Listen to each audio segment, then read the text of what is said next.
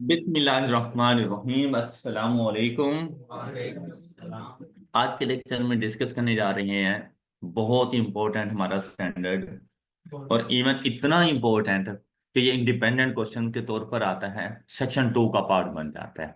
Means that अगर इस पे से पूछने पे आए ना तो 16-17 मार्क्स का क्वेश्चन बहुत आसानी से बन सकता है, और सिर्फ बोरिंग कॉस्ट से रेलिवेंट ही हो सकता है। और ऐसा भी है कि ये हमारे पास सेक्शन 1 का पार्ट बनता है, 8 to 9 मार्क्स तक सेक्शन नंबर 1 का पार्ट बन जाता है। और ये भी हो सकता है कि किसी दूसरे स्टैंडर्ड, खास तौर पर IS-16 को सपोर्ट करने के लिए आ जाए। अक्सर ऐसा होता है कि IS-16 इसको भी अपने साथ मर्ज कर लेता है।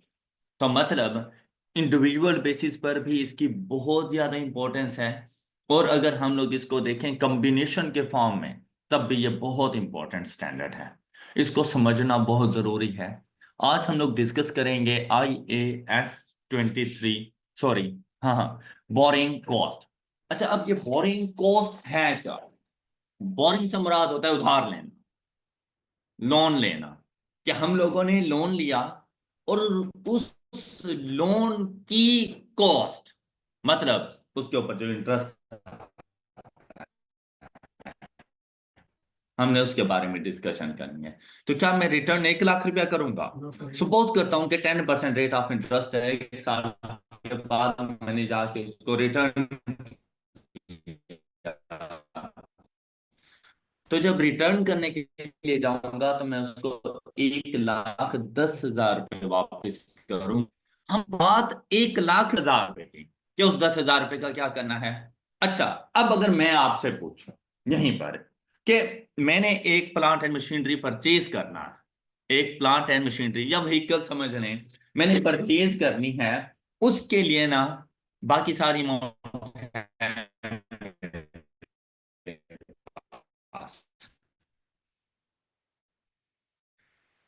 1 लाख रुपया कम पड़ गया है, और वो 1 लाख रुपए मैंने बैंक से लोन लिया, और 1 साल के लिए मैंने वो लोन लिया, 1 साल बाद जाके मैं उन्हें वापस कर दूंगा। मेरी स्टोरी आपको समझ आ गई? मतलब यूं समझ लें, 1 लाख रुपया लोन, 24 लाख रुपए मेरे अपने। अब 1 लाख रुपए को 1 साल के बाद जब रिटर्न करने के लिए जाऊंगा तो 10,000 रुपये इंटरेस्ट भी पे करूंगा, उस बोरिंग की, उस लोन की कॉस्ट भी पे करूंगा। मुझे बताओ, आज मैं गाड़ी को रिकॉर्ड कौन सी वैल्यू पे करूं? 24 लाख मेरा अपना, 1 लाख रुपया मैंने उधार के तौर पे लिया हुआ है, उस 1 लाख रुपए के ऊपर 10,000 रुपये मैं इंटरेस्ट पे करने जा रहा हूं।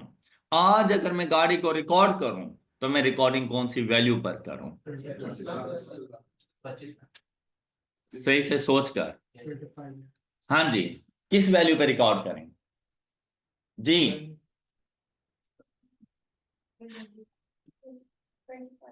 25 पे।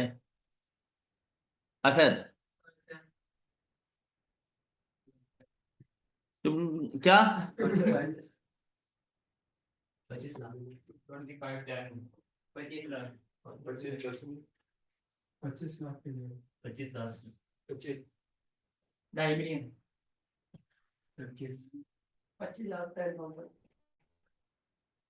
अच्छा, अब मुझे एक बात बताएं कि जो बच्चे कह रहे थे 25,10,000 रुपए, क्या आपको ऐसे नहीं कहा कि भाई उधार पे पैसे लो और आके मुझे खरीदो? मजबूरी ऐसी की थी या आपकी थी? हाँ, आपकी थी ना।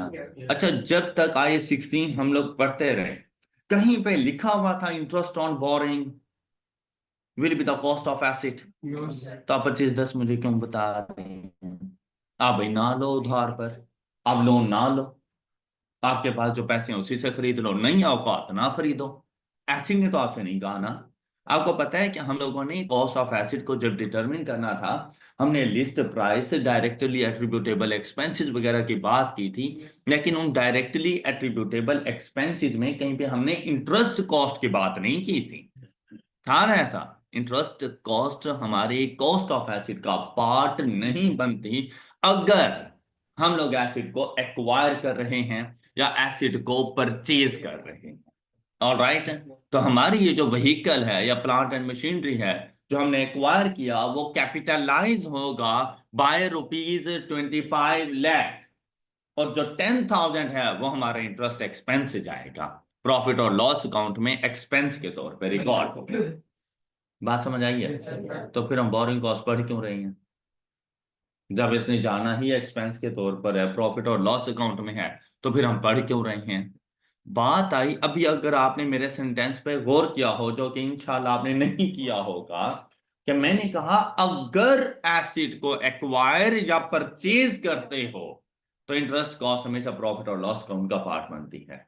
लेकिन अगर आप उस एसिड को कंस्ट्रक्ट करते हो फिर आपको सोचना पड़ेगा, फिर आपने ये देखना है कितनी अमाउंट कैपिटलाइज होनी है और कितनी अमाउंट एक्सपेंस आउट होनी है, तब आपको सोचना पड़ता है। तो बोरिंग कॉस्ट, इससे पहले हमने इसका जिक्र क्यों नहीं किया? क्योंकि हम लोग एसिड को परचेज कर रहे होते थे, हम एसिड को एक्वायर कर रहे होते थे। तो उस सूरत में तो हमें नहीं पता होता था कि अगर कोई इंटरेस्ट एक्सपेंस है भी सही तो उसने एक्सपेंस आउट हो जाना है, हमने कभी बात ही नहीं की इसके हवाले से। ऑलराइट।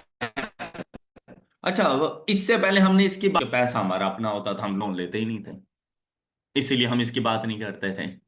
जब लोन ही नहीं लिया तो क्या इंटरेस्ट कॉस्ट आएगी, क्या बोरिंग कॉस्ट आएगी? तो इसलिए जिक्र ही नहीं करते थे। अब हम जिक्र करेंगे कि अगर सबसे पहले देखना है आपने, क्या हमारा एसिड इलिजिबल है for borrowing cost, means that क्या वो क्वालिफाई करता है?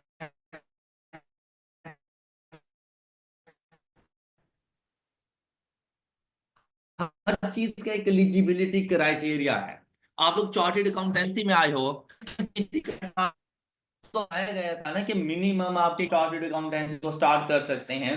इसी तरह से बोरोइंग कॉस्ट के लिए भी आपने पहले ये देखना है कि क्या हमारा एसेट एलिजिबल है, क्वालिफाई करता है, और कौन सा एसेट क्वालिफाई करेगा जिसकी कंस्ट्रक्शन करो, और कंस्ट्रक्शन में सब्सटेंशियल टाइम पीरियड रिक्वायर्ड हो।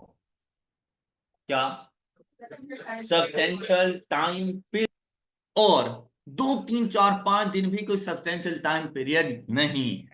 कि अगर आप लोग कहें ना कि किसी चीज को बनाने में मुझे 1 हफ्ता लग जाता है, तो 1 हफ्ता सब्सटेंशियल टाइम पीरियड नहीं है। हम 1 हफ्ते की कॉस्ट को बोरिंग कॉस्ट का पार्ट नहीं बनाएंगे। ऑलराइट। यहां पर जो हम लोग बोरिंग है, ऐसी इंटरेस्ट एक्सपेंस जिसको हम लोग कैपिटलाइज करने के लिए जाएं, मींस दैट जिसको हम लोग कॉस्ट ऑफ एसिड का पार्ट बनाएं। अब अगर मेरे पास इंटरेस्ट एक्सपेंस आया 10,000 रुपए का, तो ये भी हो सकता है कि 10 का 10,000 रुपये मुझे कैपिटलाइज करना पड़ता है, लेकिन ये जरूरी भी नहीं है। ऐसा भी होगा कि इसमें से कुछ पार्ट मैं कैपिटलाइज करूंगा और कुछ पार्ट प्रॉफिट और लॉस अकाउंट में मैं एक्सपेंस के तौर पर लेके जाऊंगा। तो इसकी कैलकुलेशन कि कौन सा पार्ट कैपिटलाइज होना है और रिमेनिंग पार्ट प्रॉफिट और लॉस अकाउंट में जाना है, सारी कैलकुलेशन हम लोग सीखेंगे borrowing cost. All right, I hope कि आपको समझ आ गई है कि आप क्या कुछ पढ़ने के लिए मुराद है भाई उधार लें। हम लोगों ने लाजमी बात है उधार लेना है, लेकिन वो जो लोन लेंगे ना, हमने उसके पर्पस को भी देखना है कि लोन लेने का पर्पस क्या है। हमारे पास 2 किस्म के लोन हो सकते हैं। एक, for specific purpose, for specific purpose मतलब स्पेसिफिक लोन। कि अगर मैं अपने घर की कंस्ट्रक्शन कर रहा हूं, मैं अपनी ऑफिस बिल्डिंग की कंस्ट्रक्शन कर रहा हूं, तो मैं बैंक वालों को बताऊंगा, वो मुझसे पूछेंगे कि भाई अगर आपको लोन चाहिए, लोन का पर्पस क्या है, आपसे ये बात पूछी जाती है। अगर आप उनसे कह देते हैं ना कि हमारा पर्पस बिल्डिंग की कंस्ट्रक्शन है, एसिड की कंस्ट्रक्शन है, और मुझे उसी कंस्ट्रक्शन के लिए ही लोन चाहिए और मैं इसको कहीं और यूटिलाइज नहीं करूंगा, ऐसा लोन स्पेसिफिक लोन होता है। ऑल राइट, ऐसा लोन स्पेसिफिक लोन है हमारे पास। अच्छा, कुछ लोन ऐसे होते हैं जो फॉर जर्नल पर्पस होते हैं। मतलब ये लो भाई लोन, हमें नहीं गर्ज, आप जहां मर्जी इस्तेमाल करो, हमें तो लोन और उसके इंटरेस्ट से गर्ज है। आफ्टर टाइम ड्यूरेशन हमें हमारा लोन और इंटरेस्ट वापस कर देना। फॉर जनरल पर्पस, जैसे आपने क्रेडिट कार्ड सुना हुआ है, बैंक वाले आपको एक लिमिट दे देते हैं, ऐसा ही है ना, 2 लाख, 2.5 लाख, 5 लाख, 10 लाख, मतलब डिपेंड करता है आपकी सिचुएशन पर, आपके बिजनेस पर। क्रेडिट कार्ड की लिमिट मिल जाती है। क्या किसी बैंक ने आपसे कहा कि भाई ये क्रेडिट कार्ड सिर्फ इधर इस्तेमाल करना? नहीं, ऐसा नहीं है। आप शॉपिंग के लिए इस्तेमाल करना चाहें, आप किसी भी चीज, पेट्रोल डलवाना है उसके लिए इस्तेमाल कर लें, कोई फी वगैरह पे करनी है उसके लिए आप यूज कर लें। तो क्या इसका पर्पस स्पेसिफिक है, डिफाइंड है पर्पस? तो ये जर्नल पर्पस है। तो आपने लोन को देखना है कि भाई जो मेरे पास बोरोइंग्स मौजूद हैं, वो बोरोइंग्स स्पेसिफिक हैं या जर्नल है। All right. जर्नल को हम लोग running account balance, running balance account, running balances, इस तरह का वर्ड भी यूज कर रहा होता है। तो ऐसी भी कोई बात आ जाए तो आपने समझ लेना है कि वो जर्नल बोरिंग्स हैं। अदरवाइज आपको क्वेश्चन में बता दिया जाता है कि कौन सा स्पेसिफिक है और कौन सा जर्नल है। ऐसा हो सकता है कि मैंने स्पेसिफिक लोन लिया 10 लाख रुपए का, मुझे लग रहा था कि 10 लाख में मेरा काम हो जाएगा, लेकिन आपको पता है जब आप कंस्ट्रक्शन करने लगते हैं तो आपकी एस्टिमेशन कुछ और होती है, लेकिन एक्चुअल एक्सपेंस उससे ज्यादा हो जाता है। तो वो जो ज्यादा एक्सपेंस है वो कहां से पूरा करोगे? वो जर्नल लोन से करोगे। क्लियर हो गई बात? अच्छा भाई, इंटरेस्ट, बोरिंग कॉस्ट का कॉन्सेप्ट नहीं आता उस टाइम पर जब आपके अपने पैसे हो। क्या आप अपने आप को इंटरेस्ट दोगे? अब ऐसा हो सकता है कि एक एसिड को कंस्ट्रक्ट करने में जितने पैसे चाहिए, सपोज के 50 लाख रुपए आपको चाहिए, उसमें से 20 लाख रुपए आपके अपने हैं।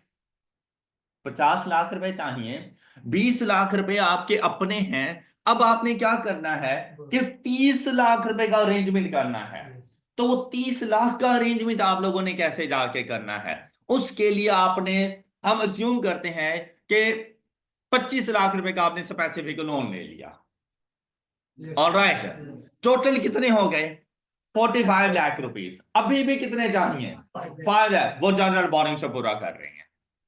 बात क्लियर? मतलब आपके पास आपका अपना पैसा भी है, स्पेसिफिक लोन भी है, और जर्नल बोरिंग्स भी हैं।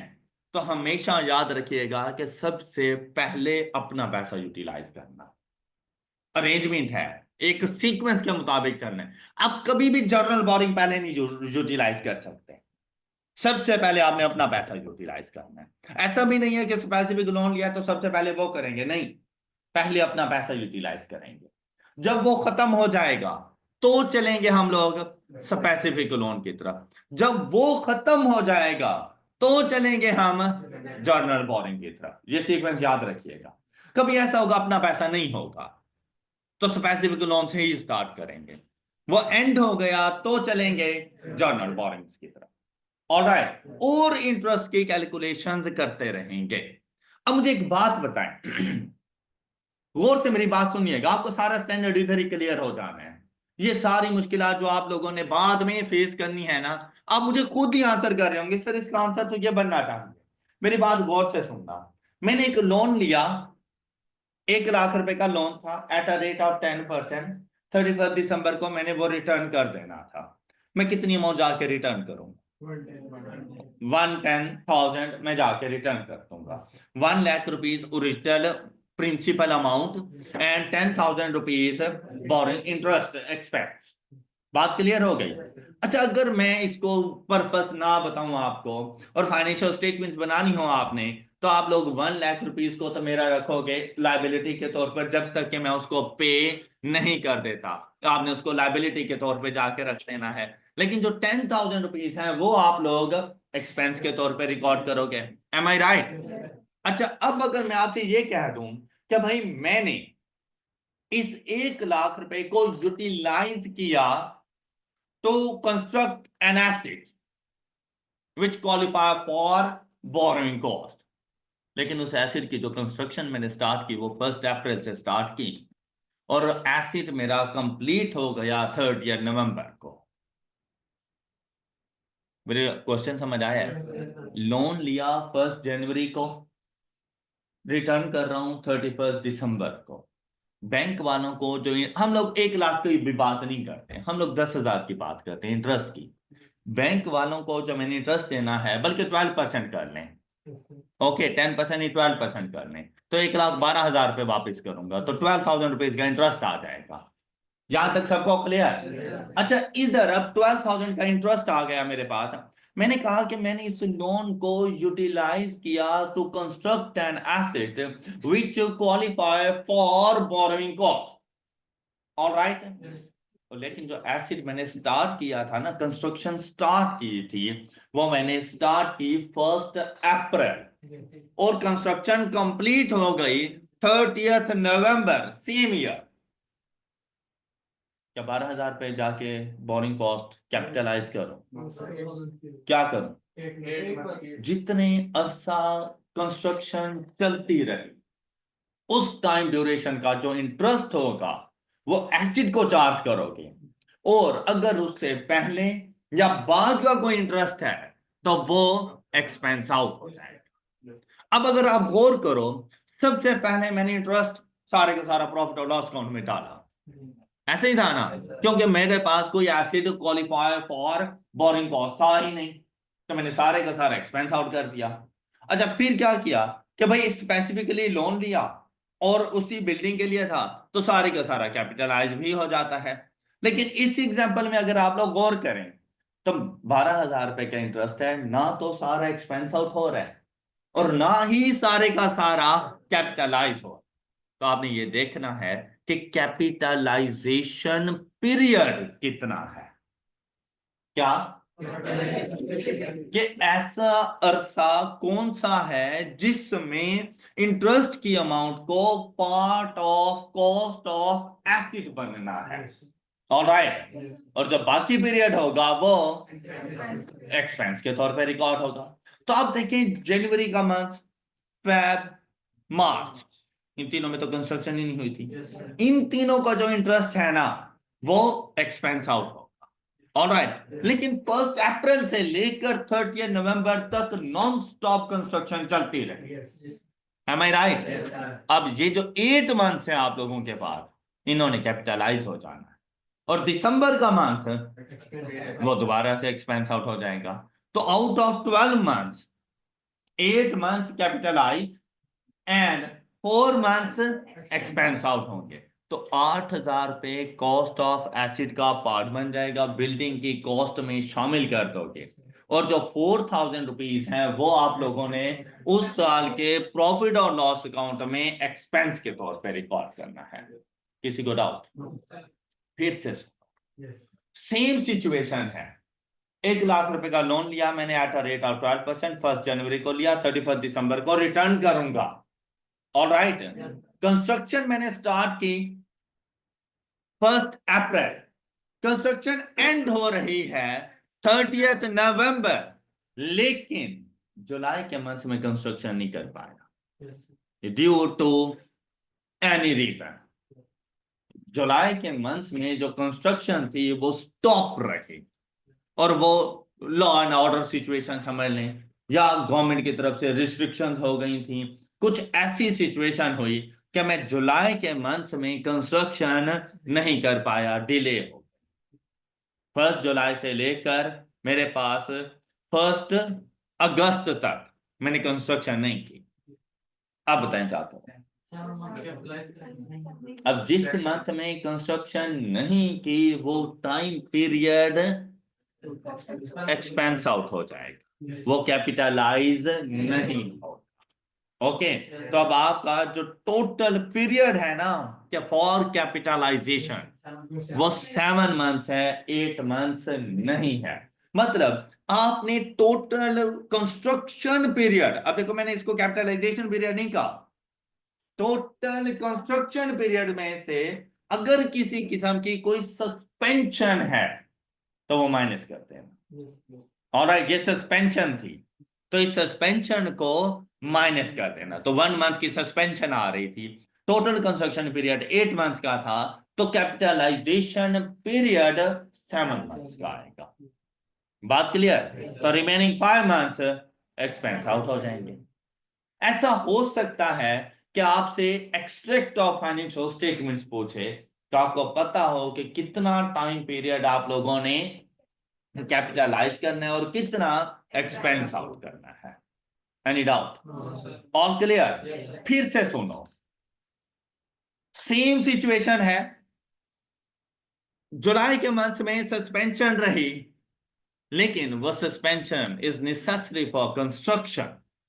मीन्स दैट अगर आप लोगों को कंस्ट्रक्शन के हवाले से हो, तो जब हम लोग लेंटर डालते हैं ना, तो आपको पता है कि उसके बाद लेंटर को ना 15 से 20 दिन के लिए ना फुल पानी उसके ऊपर गिराते रहते हैं, ताकि उसमें ना मजबूती आ सके।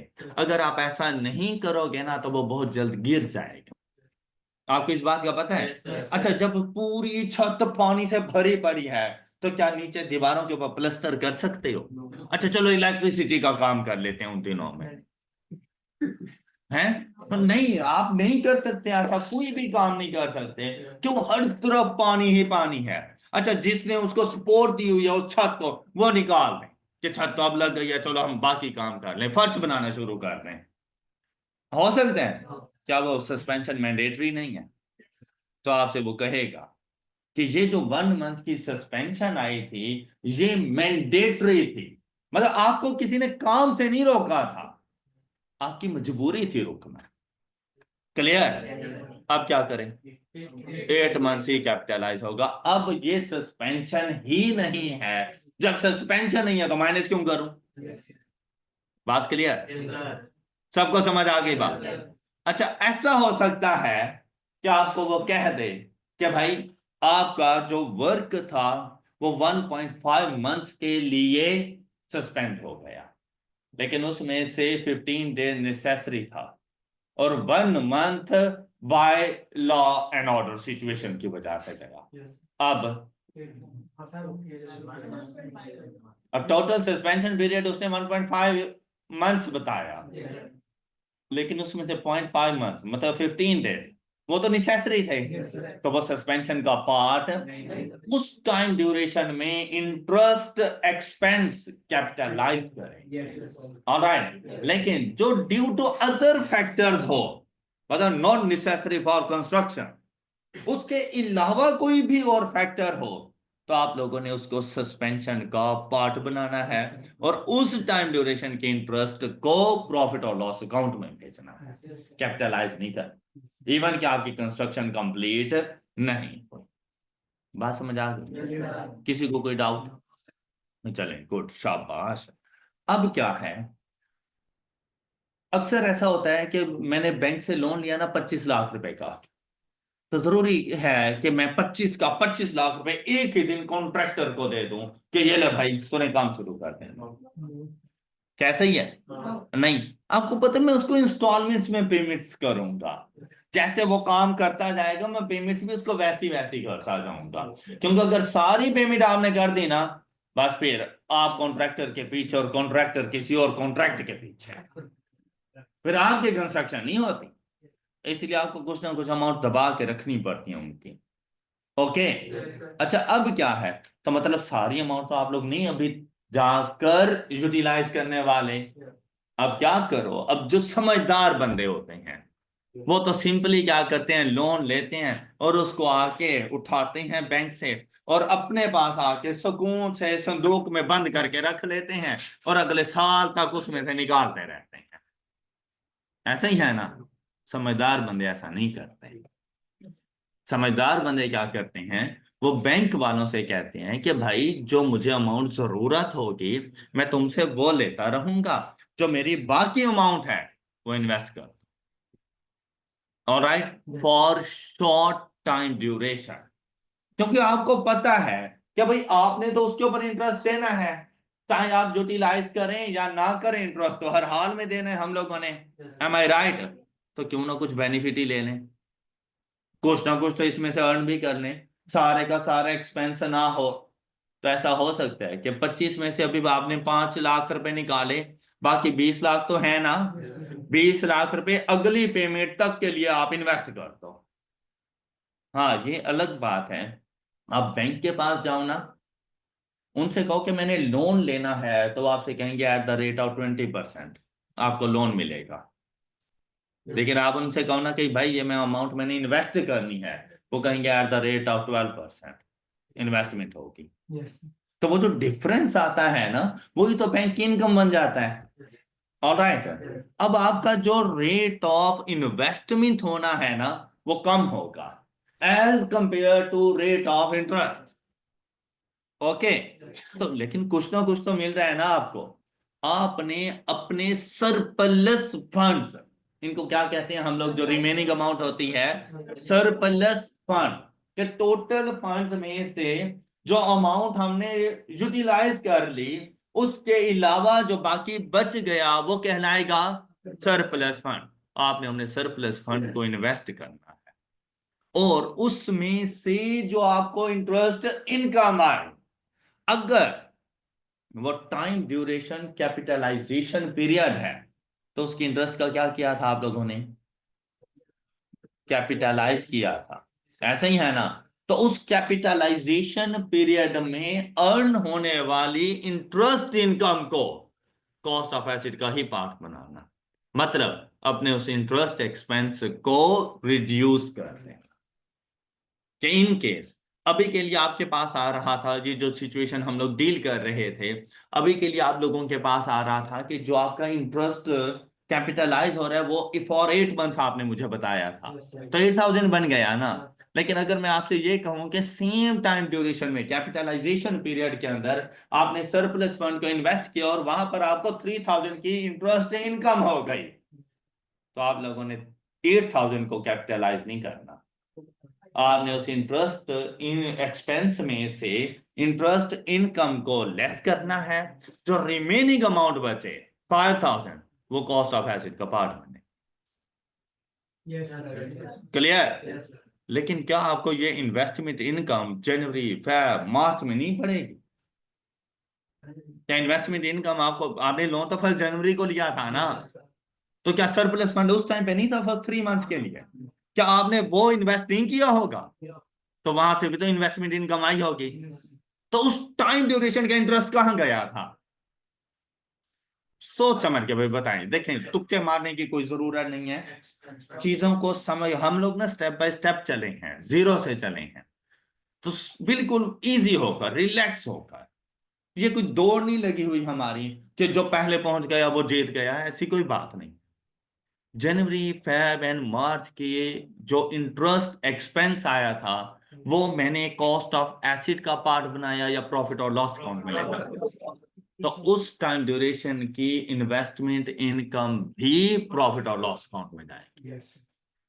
सिंपल सा रूल है कि अगर उस टाइम ड्यूरेशन में इंटरेस्ट कैपिटलाइज हो रहा है, तो उस टाइम ड्यूरेशन पर आने वाली इन्वेस्टमेंट इनकम भी कैपिटलाइज होगी। अगर वो इंटरेस्ट प्रॉफिट और लॉस अकाउंट को जा रहा है, तो उस टाइम ड्यूरेशन पे आने वाली इन्वेस्टमेंट इनकम भी प्रॉफिट और लॉस अकाउंट में अदर इनकम के तौर पर जाएगी। बात क्लियर हो गई? आपको याद है कि मैंने एक सस्पेंशन का मंथ भी डाला था? तो सस्पेंड, अब कंस्ट्रक्शन तो स्टार्ट हो गई थी 1 अप्रैल से, एंड हो रही है 30 नवंबर तक, लेकिन साथ में जुलाई सस्पेंशन आ गया था। सस्पेंशन का इंटरेस्ट कहाँ गया था? प्रॉफिट और लॉस अकाउंट में। भाई क्या फिर आपने जुलाई के मंथ में इन्वेस्टमेंट इनकम नहीं अर्न की होगी? तो उस मंथ की इन्वेस्टमेंट इनकम भी प्रॉफिट और लॉस अकाउंट में जाएगी, कॉस्ट ऑफ एसेट का पार्ट नहीं बन। आपको मेरी ये बात समझ आ गई? लेकिन मजे की बात पता है इसमें क्या है? नहीं पता? तो बोलो ना, नहीं पता। नहीं पता ना, तो आप नहीं करोगे तो मैं बताऊंगा ना। आप कहोगे यस सर हमें पता है, तो मैं क्यों बताऊं? क्या पता है आप लोगों को? क्या फायदा ऐसे बताने का जब तुम लोगों को कुछ आता ही नहीं है? कि ये जो आप लोगों ने इंटरेस्ट इनकम अर्न करनी है ना, ये सिर्फ और सिर्फ स्पेसिफिक लोन पे करनी है, जर्नल बोरिंग के ऊपर इन्वेस्टमेंट इनकम नहीं है। ऑलराइट। ये जो इन्वेस्टमेंट इनकम का कॉन्सेप्ट है ना, ये सिर्फ और सिर्फ स्पेसिफिक लोन के ऊपर है, जर्नल बोरिंग्स के ऊपर नहीं है। All right. देखो, जर्नल बोरिंग का इंटरेस्ट कैपिटलाइज हो जाएगा, लेकिन जर्नल बोरिंग के ऊपर इंटरेस्ट इनकम नहीं आएगी। बात समझ आई? क्यों? अब रीजन आती है क्यों ऐसा क्यों हो रहा है। जब आप बैंक से स्पेसिफिकली लोन लेने के लिए जाते हो तो वो आपको सारी की सारी अमाउंट दे देते हैं। ओके, उसमें से आप कुछ ना कुछ यूटिलाइज करते हो, बाकी सरप्लस फंड भी आपके पास होता है, जहां मर्जी चाहो इन्वेस्ट कर दो। अच्छा, ये जरूरी नहीं बैंक में ही इन्वेस्ट करो, कहीं भी और इन्वेस्ट कर सकते हो जहां से आपको इनकम आ रही हो। लेकिन जो होती है ना जर्नल बोरिंग, जैसे क्रेडिट कार्ड की मैंने अभी आपको एग्जांपल दी, या बैंक आपको एक फैसिलिटी दे देता है, तो ऐसी सिचुएशन में जब बैंक ने मुझसे ये कहा कि ये लो क्रेडिट कार्ड, इसकी 2 लाख रुपए की लिमिट है, क्या मैं सारा 2 लाख रुपए निकलवा लेता हूँ? कितना निकलवाता हूँ? जितना यूज होता है। तो इंटरेस्ट कौन सी अमाउंट पे लगता है? सरप्लस तो है ही नहीं, तो इन्वेस्ट कहां से करूं? मेरी बात समझ आई है? मैं बैंक को इंटरेस्ट उसी अमाउंट पे दे रहा हूं जिस जो अमाउंट मैं यूटिलाइज कर रहा हूं। हाँ, तो सरप्लस जब है नहीं तो इन्वेस्ट कहां से करूं? जबकि जो मैंने लोन लिया था, मैंने कहा ये लो भाई 25 लाख रुपए, मैं तुमसे 25 लाख रुपए को इंटरेस्ट लूंगा, अब चाहे तुम यूटिलाइज करो या ना करो, हमें इससे कोई गर्ज ही नहीं है। तो उसका सरप्लस फंड होता है। तो अपने इंटरेस्ट एक्सपेंस को कम करने के लिए मैं उसको जाके इन्वेस्ट कर देता हूं। मेरी बात समझ आई? अपने फंड्स के ऊपर ना तो आपने इंटरेस्ट एक्सपेंस अर्न करना है, और इन केस अगर अपना फंड आप लोग जाकर इन्वेस्ट कर दो, तो मुझे ये बताओ कि अपने फंड के ऊपर क्या इंटरेस्ट कैपिटलाइज किया, तो उसकी इन्वेस्टमेंट इनकम क्यों करोगे? बात समझ आई है आप लोगों को? देखो, स्पेसिफिक लोन अगर बोरिंग कैपिटलाइज कर रहे हो तो इंटरेस्ट इनकम भी कैपिटलाइज करोगे। कैपिटलाइज करने से मुराद है यहां पर कि अपनी बोरिंग कॉस्ट में से लेस कर दो। अगर स्पेसिफिक लोन के ऊपर इंटरेस्ट आप लोग प्रॉफिट और लॉस अकाउंट को भेज रहे हो, तो उसके सरप्लस फंड पर आने वाली इन्वेस्टमेंट इनकम भी प्रॉफिट और लॉस अकाउंट को भेजोगे। बात क्लियर? जर्नल बोरिंग जब भी यूटिलाइज करोगे, उनका सिर्फ इंटरेस्ट लेना और आकर कॉस्ट ऑफ एसिड का पार्ट बना। क्लियर? और अगर अपना फंड है, उसको सिर्फ यूटिलाइज करना और उसको सबसे पहले यूटिलाइज करना। क्लियर हो गई अब बात? जब अपने फंड के ऊपर इंटरेस्ट कैपिटलाइज नहीं कर रहे, तो उसके ऊपर आने वाली इनकम को भी कैपिटलाइज नहीं कर, तो आपको ऐसी सिचुएशन में घुमा सकता है। आई होप कि थोड़ा बहुत आप लोगों को समझ आ गई है कि हम करने क्या जा रहे हैं। करना यही सब कुछ है। अब सिर्फ बात क्या है कि न्यूमेरिकली करना शुरू कर देंगे। ओके, चलें अब स्टार्ट करते हैं हम लोग definitions and recognition. Borrowing cost. What is borrowing cost? Borrowing cost और इंटरेस्ट एंड अदर कॉस्ट। मजे की बात, इंटरेस्ट की बात तो हमने कर ही ली, लेकिन उसके साथ में कहा and other cost. Other cost से क्या मुराद है? अदर कॉस्ट से मुराद है कि लोन लेने के लिए क्या आपने प्रोसेसिंग चार्जेस नहीं पे करने, loan opening charges, form filling charges वगैरह वगैरह वगैरह वगैरह, इस किस्म की चीजें, वो अदर कॉस्ट है। ओके, वो भी बोरिंग कॉस्ट का पार्ट बन जाते हैं। जब आप लोग स्पेसिफिक लोन ले रहे हो 25 लाख रुपए का, और वहां पर आपको प्रोसेसिंग चार्जेस पड़ जाए सपोज के 50,000 रुपए, तो 50,000 रुपए भी कैपिटलाइज हो जाए। ऑल राइट, इंटरेस्ट तो होगा ही, लेकिन साथ में अगर किसी किस्म के कोई प्रोसेसिंग चार्जेस हैं, वो भी कॉस्ट ऑफ एसेट का पार्ट बन। क्लियर? ये बात याद रखनी है आप लोगों ने। फिर that an entity and in connection with the borrowing of funds, उसको क्या कहते हैं हम लोग? borrowing cost. Examples include interest expense calculated using effective interest method, मतलब जिस तरह से हम लोग कैलकुलेट कर रहे हैं वही। लोन प्रोसेसिंग फी कहते हैं, एक तो इंटरेस्ट आ जाएगा जो आपने कैलकुलेट करना है फॉर द पीरियड, साथ में क्या चीज आ जाएगी इसमें, लोन प्रोसेसिंग फी, किसी किस्म का आप कमीशन पे करते हो, किसी किस्म की डॉक्यूमेंटेशन चार्जेस पे कर रहे हैं, या आप किसी किस्म के कोई लीगल चार्जेस ऑफ फंड, ये सारी चीजें बोरिंग कॉस्ट का पार्ट। क्लियर? सिर्फ इंटरेस्ट है, किसी किस्म की कोई लीगल फी वगैरह शामिल है, किसी किस्म का कोई कमीशन पे कर रहे हो, each and everything boring cost का पार्ट है। अब आप खुद सोचो, जब हम लोग कॉस्ट ऑफ एसिड की बात करते थे तो हम लोग कहते थे लिस्ट प्राइस, ट्रेड डिस्काउंट को लेस कर देते थे, साथ में कहते थे any attribute directly attributable expenses. अच्छा, डायरेक्टली एट्रीब्यूटेबल एक्सपेंसेस को हम लोग डिफाइन कैसे करते थे? In short words and simple words हम लोग कहते थे हर वो एक्सपेंस कि अगर मैं इस एसिड को परचेज ना करता तो मुझे ये एक्सपेंस ना करना पड़ता, क्योंकि ये एक्सपेंस इस एसिड की वजह से आया है, इसलिए मैंने इस एसिड का पार्ट बना। एम आई राइट? तो अगर मैं लोन ना लेता तो क्या मैं कमीशन पे करता, क्या मैं प्रोसेसिंग चार्जेस पे करता, क्या मैं डॉक्यूमेंटेशन चार्जेस पे करता? तो फिर इनको बोरिंग कॉस्ट का ही पार्ट बनना चाहिए, क्योंकि ये उन्हीं से रेलिवेंट है। क्लियर? फिर देखें, कहते हैं exchange differences on foreign currency borings और आल्सो, आपने किसी बाहर के कंट्री से जाकर लोन लिया और वो लोन मिला आपको in form of dollars, alright. अब आपने वापसी भी तो डॉलर्स में करना है, लेकिन क्या डॉलर्स को जब रुपीस में कन्वर्ट करते हो तो क्या एक जैसा रेट रहता है? नहीं, अक्सर ऐसा होता है कि जब आपने लोन लिया था उस टाइम पे डॉलर की प्राइस थी ₹200। अब जिससे लोन लिया उसे तो ये नहीं फर्क पड़ता ना। अच्छा, मैं यहां पर आपको समझा दूं, आपने $100 का लोन लिया, कितना बड़ा लोन है?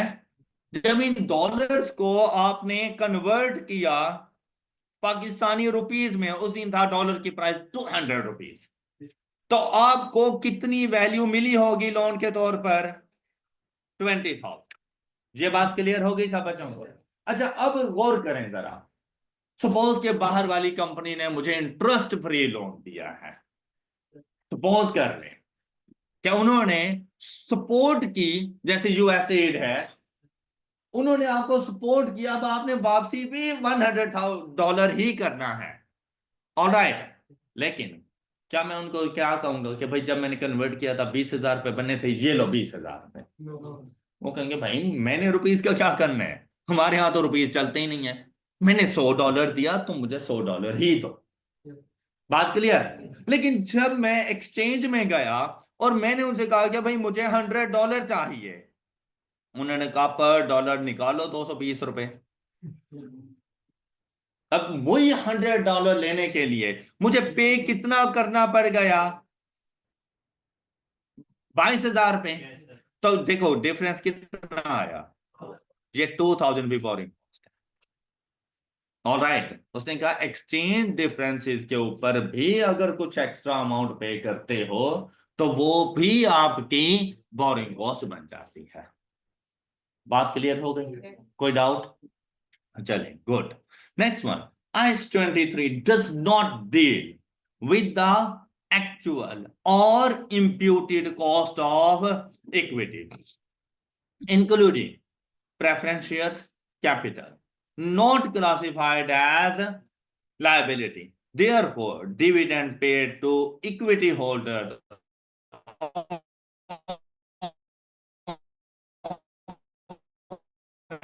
entity not borrowing cost. ये बात हमेशा याद, क्वेश्चन आपसे नहीं करें, आपको ये सारी बातें बताएगा कि भाई मेरे पास ये प्रेफरेंस शेयर कैपिटल है। आपको पता है कि जब शेयर्स हम लोग इशू करते हैं तो हमारे पास फंड्स आते हैं, पैसे आते हैं कंपनी के पास, तो जब लोन लेते हैं तब भी तो पैसे ही आते हैं ना। अब कंपनी के पास अपने आप को फाइनेंस करवाने के ना मल्टीपल मेथड्स मौजूद हैं, उनमें से सबसे पहला मेथड क्या है? शेयर इशू कर, और लोगों को आप लोग इंटरेस्ट ना दो, उनसे कहो क्या हो कंपनी के मालिक बनो, जो कंपनी ज्वाइन करे उसमें से डिविडेंड लेके चले जाओ। ओके, बात समझ आई? मजीद हम लोग इन प्रेफरेंस शेयर्स वगैरह को, इक्विटी पोर्शन को डिस्कस करेंगे statement of change in equity. फिर हम डिफरेंसेस वगैरह किस तरह जाएंगे। लेकिन अभी के लिए सिर्फ ये समझो कि जब कंपनी शेयर्स इशू करेगी तो क्या कंपनी का अपना पैसा नहीं है? कंपनी का अपना पैसा नहीं है। अच्छा, दूसरी बात, क्या ये कंपनी की इक्विटी, ये कंपनी की लायबिलिटी बनता है या इक्विटी में जाके क्लासिफाई करता है? बस इतनी बात याद रख लेना कि हर वो चीज जो इक्विटी में क्लासिफाई होती हो, IS 23 उससे बाहर रहता है। चाहे आपके प्रेफरेंस शेयर्स हो, चाहे वो आपका शेयर कैपिटल हो, शेयर प्रीमियम हो, आपकी रिटेन्ड अर्निंग्स हो, वॉट, कोई फर्क नहीं पड़ता। IS 23 की हदूद वहां पर नहीं। Got it? फिर चाहे आप लोग अपने शेयर होल्डर्स को किसी किस्म का कोई डिविडेंड दे रहे हो उस अमाउंट के ऊपर, प्रेफरेंस शेयर वालों को किसी किस्म का कोई इंटरेस्ट दे रहे हो, IS 23 उस बारे में जिक्र नहीं करेगा। बात क्लियर? बात क्लियर? तो IS 23 कहां पे रहता है? लाइबिलिटीज के पोर्शन। लाइबिलिटीज में क्या आ जाता है? आपका लोन, वो उसके साथ डील कर रहा होता है। बात क्लियर है? बात क्लियर? अच्छा, फिर देखें हमारे पास आया क्वालिफाइंग एसेट। तो स्टार्ट में ही मैंने आपको बता दिया कि एक एसेट मैंने परचेज इंटरेस्ट को बोरिंग कॉस्ट का पार्ट नहीं बनाया, मतलब कैपिटलाइज नहीं किया। मैंने रीजन क्या बताई? मैंने कहा क्वालिफाई नहीं करता। ऐसे ही था ना? तो कौन सा एसिड क्वालिफाई करता है? जिसको कंप्लीट करने में सब्सटेंशियल टाइम पीरियड रिक्वायर्ड हो। ऑलराइट, मजे की बात इसमें पता है क्या है? नहीं पता तो सुनो। जरूरी नहीं कि वो आपका नॉन करंट एसिड, जरूरी नहीं है कि वो आपका नॉन करंट एसिड हो, वो आपकी इन्वेंटरी भी हो सकती है जिसको बनने में सब्सटेंशियल टाइम पीरियड रिक्वायर्ड हो। जैसा कि गाड़ियां बनने के अंदर 3 से 4 माह इजीली लग जाते हैं, ये क्वालिफाई फॉर बोरिंग कॉस्ट कर जाते हैं। हालांकि आपका नॉन करंट एसिड नहीं है, ये आपकी इन्वेंट्री है। आप गाड़ियों में सेल परचेज कर रहे हैं, आप गाड़ियों के मैन्युफैक्चरर हैं। तो जब आपको ऑर्डर मिलता है, आप गाड़ी उस टाइम पे बनाना शुरू करते हो, तो एटलीस्ट 3 मंथ्स का टाइम ड्यूरेशन लगता है उसको बनाने में। ये सब्सटेंशियल टाइम पीरियड है। तो इसके ऊपर भी अगर आपने कोई बोरोइंग की और इंटरेस्ट आया, तो गाड़ी की कॉस्ट का पार्ट बनेगा। ऑल राइट, मेरी बात हजम नहीं हुई?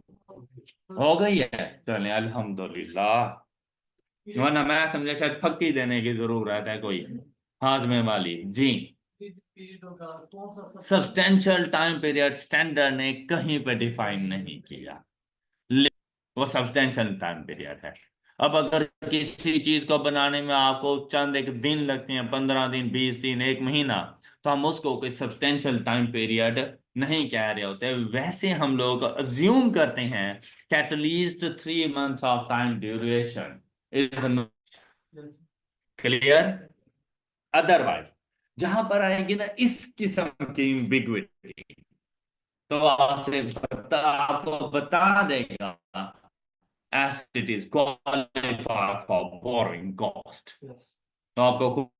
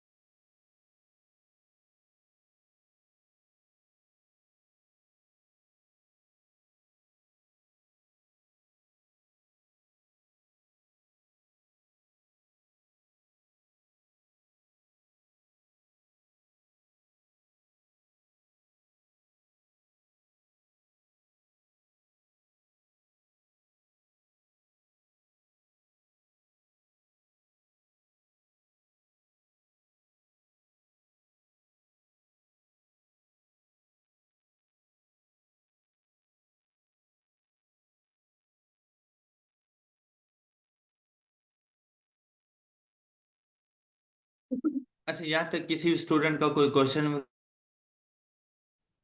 अच्छा, नेक्स्ट डिस्कस करें क्वालिफाइंग एसिड्स। जरा रीड करो क्वालिफाइंग एसिड्स को।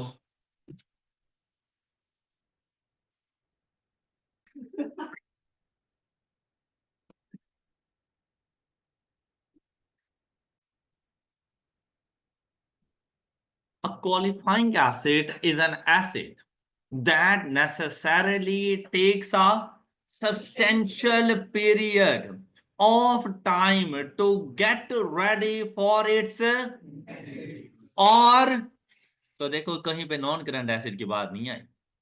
और अगर सपोज नॉन करंट एसिड होता तो क्या वो सेल की बात करता? सेल कौन सी चीज होती है? तो यहाँ पे इन्वेंट्री की बात कर रहे हैं। फॉर इट्स इंटेंडेड यूज, कि अगर आपने भी उसको यूज करना है तो उसको बनने में सब्सटेंशियल टाइम पीरियड लगना चाहिए। अब जैसे गाड़ी है, देखो बात सुनिएगा। गाड़ी मैं परचेज करने के लिए जाता हूं ना मार्केट में, और मुझे फौरन से मिल गई गाड़ी, तो ये क्वालिफाइंग एसिड नहीं है। लेकिन जो, अगर मैं ऑर्डर करके आ गया और वो मेरी गाड़ी को बनाने लग गए, तो उन बनाने वालों को सब्सटेंशियल टाइम पीरियड चाहिए। ऑलराइट। तो वो अपनी कॉस्ट का हिस्सा, इन्वेंटरी की कॉस्ट का पार्ट बनाएंगे उसको। डन।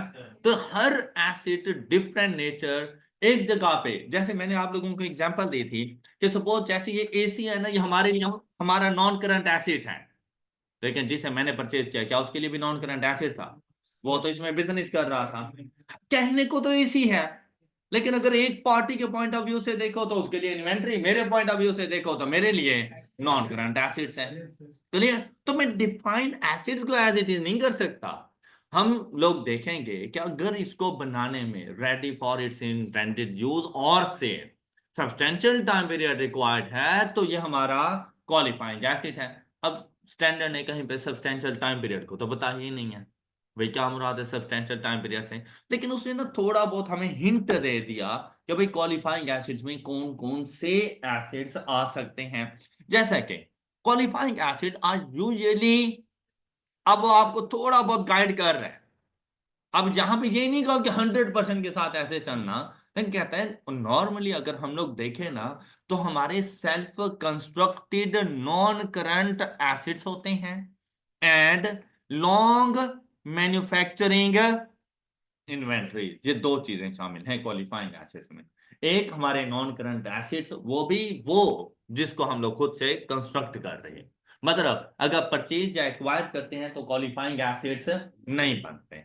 दूसरा, ऐसी इन्वेंटरीज जिसको बनाने में सब्सटेंशियल टाइम पीरियड लगे। देखो लॉन्ग मैन्युफैक्चरिंग इन्वेंटरीज, इनको बनाने में अगर आपको बहुत ज्यादा टाइम लगता है तो भी क्वालिफाइंग एसिड बन जाएगा। Depending on the circumstances any of the following में बी क्वालिफाइंग एसिड। कौन कौन सा?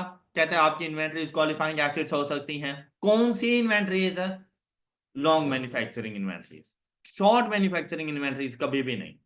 All right. फिर मतलब ऐसा नहीं है कि सारी की सारी इन्वेंट्री उठाओ और क्वालिफाई फॉर बोरोइंग कॉस्ट कर दो, ऐसा नहीं है। फिर आ गए हम लोग IAS 16, मतलब नॉन करंट एसिड्स। लेकिन सारे नॉन करंट एसिड नहीं, self constructed non current acid, फिर वो क्वालिफाई करेंगे। फिर आपके पास आ गया पावर जनरेशन फैसिलिटीज, वो भी IAS 16 का ही पार्ट बनते हैं। मतलब प्लांट एंड मशीनरी जिनको आप लोग परचेज करो और वो रेडी फॉर यूज हो, फिर तो नहीं बनेंगे। लेकिन आपने परचेज किया, लेकिन उसकी इंस्टॉलेशन के अंदर और उसको रेडी फॉर यूज बनाने में 3 से 4 माह लग गए, तब आप लोग उसको बोरिंग कॉस्ट का पार्ट बनवाओगे, क्वालिफाई फॉर बोरिंग कॉस्ट करेगा। ओके, हो गई बात। Next one is intangible asset, syllabus में शामिल नहीं है तो हम लोग इसको डिस्कस भी नहीं कर रहे। All right. Next one is investment property. देखिए यूजेज बता सकते हो इन्वेस्टमेंट प्रॉपर्टी के यूजेज क्या थे? Rental to others and for rental income and for capital appreciation. भाई देखो, बना बनाया घर ले लोगे तो रेंटल टू अदर्स IS 40, बना बनाया घर लिया है तो बोरिंग कॉस्ट के लिए क्वालिफाई नहीं करेगा। All right. लेकिन आपने पीस ऑफ लैंड लिया, और आपका पर्पस क्या था कि आपने इसके ऊपर एक बिल्डिंग कंस्ट्रक्ट करनी है और उसको आगे रेंट आउट कर देना है, और साथ में इसकी वैल्यू भी इंक्रीज हो जाएगी। Am I right? कि सपोज 50 लाख रुपए का एक प्लांट है और उसके ऊपर 50 लाख की आपने बिल्डिंग बना दी, तो आपको 1 करोड़ तो नहीं मिलने वाला। आप एटलीस्ट भी उसकी डिमांड करोगे तो 1.5 करोड़ से ऊपर की करोगे, है ना ऐसा? तो कैपिटल एप्रिसिएशन हो नहीं गई। और वो बिल्डिंग बनाने के ऊपर क्या सब्सटेंशियल टाइम पीरियड नहीं लगा, लेकिन आपका जो यूजेज था, वो आपकी जो इंटेंशन थी, वो उसको सेल्फ यूज के लिए भी नहीं था और सेल करने के लिए भी नहीं था। क्या यूजेज था कि इसके ऊपर बिल्डिंग बना के रेंट पर दे देंगे और साथ में इसकी कैपिटल एप्रिसिएशन भी होती रहेगी। तो क्या इस 40 में क्लासीफाई नहीं जाके करोगे?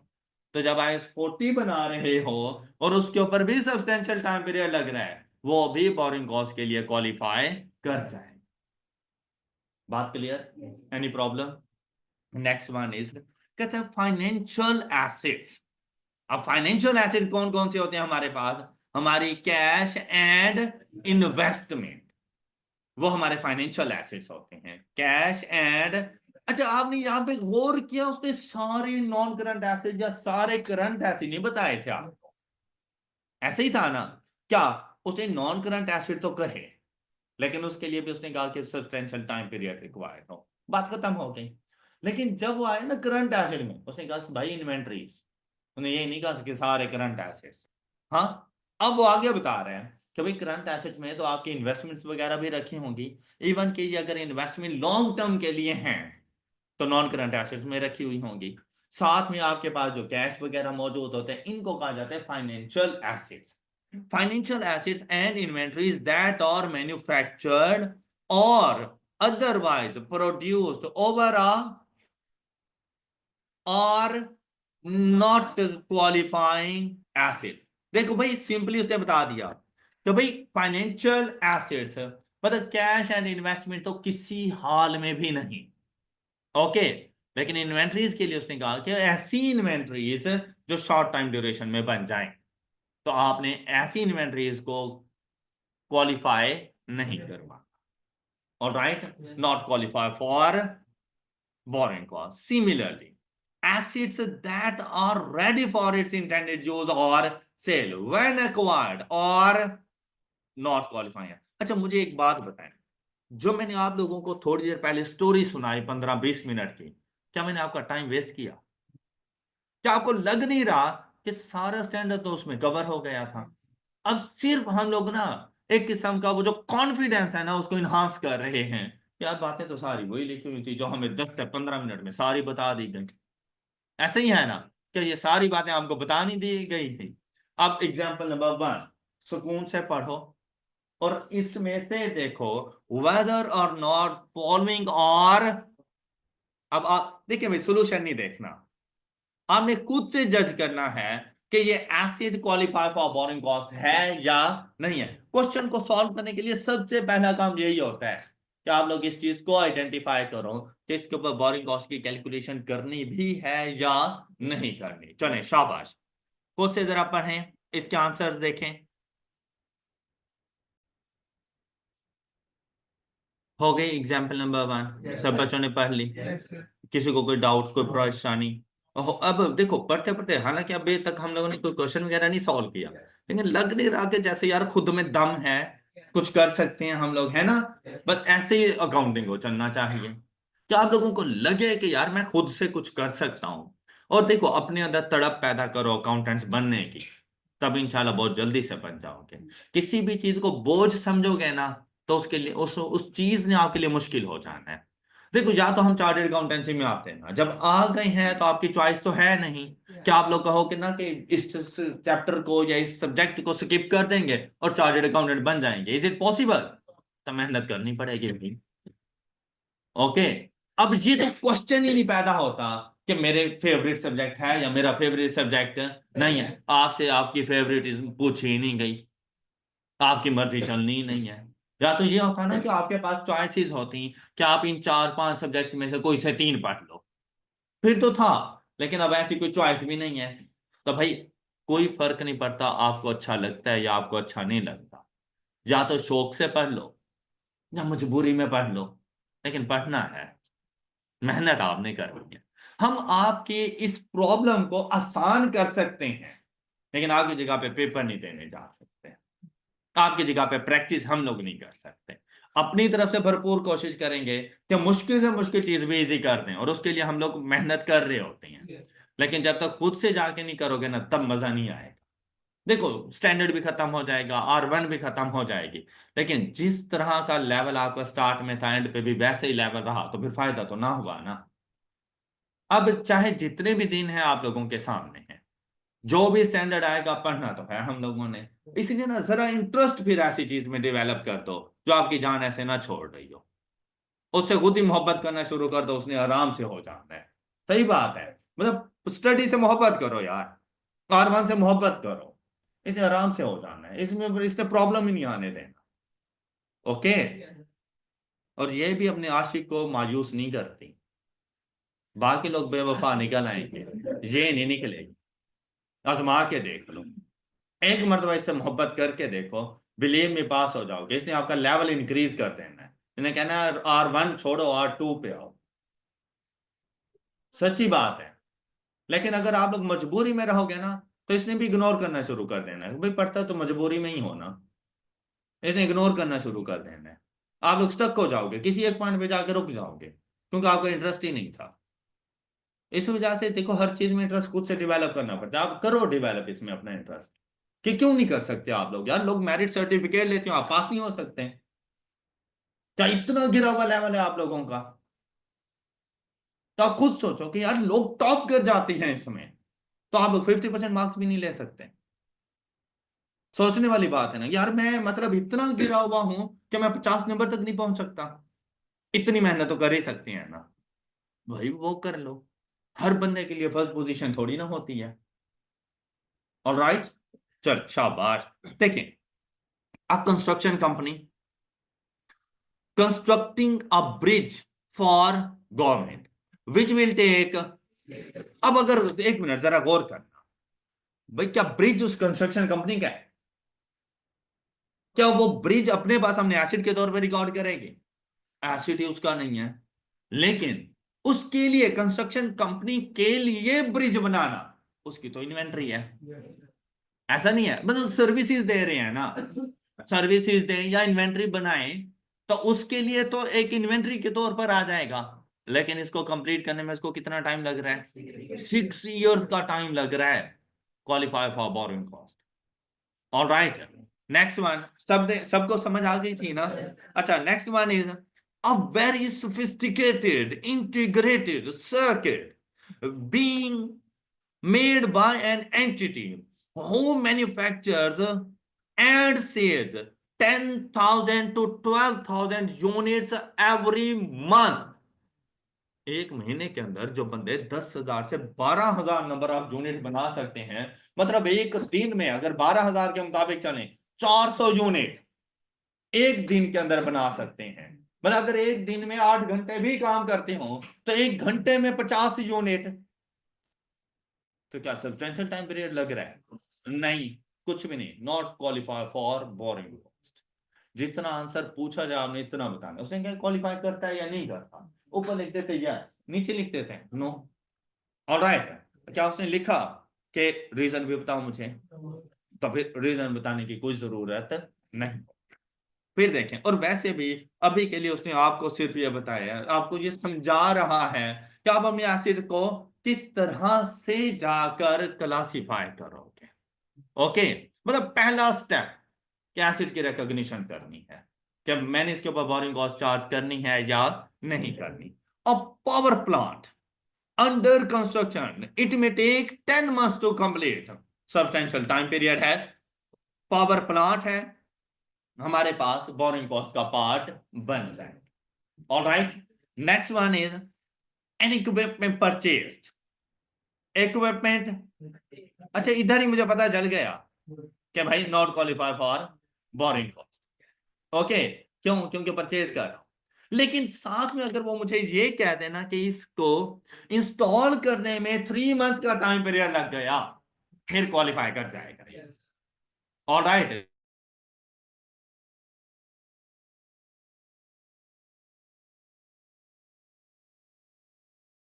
कहते हैं भाई पानी पी लो।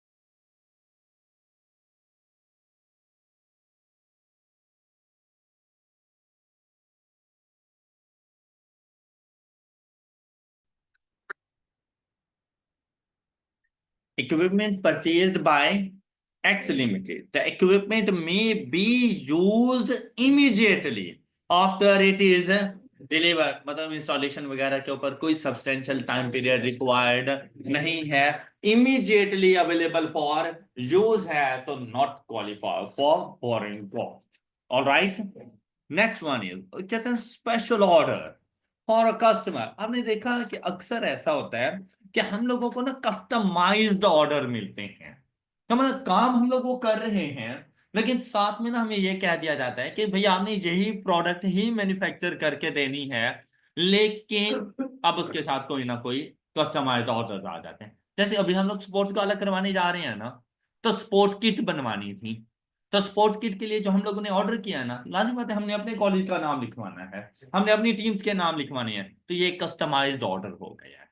ऑल राइट, कि कोई कहता है कि भाई हमारा लोगो इस प्रोडक्ट के ऊपर लगा के दे देना, जो किसी भी किस्म की, अगर आपको किसी किस्म की कोई चेंजेस चाहिए तो आप उसके मुताबिक आप उसको चेंज कर लो।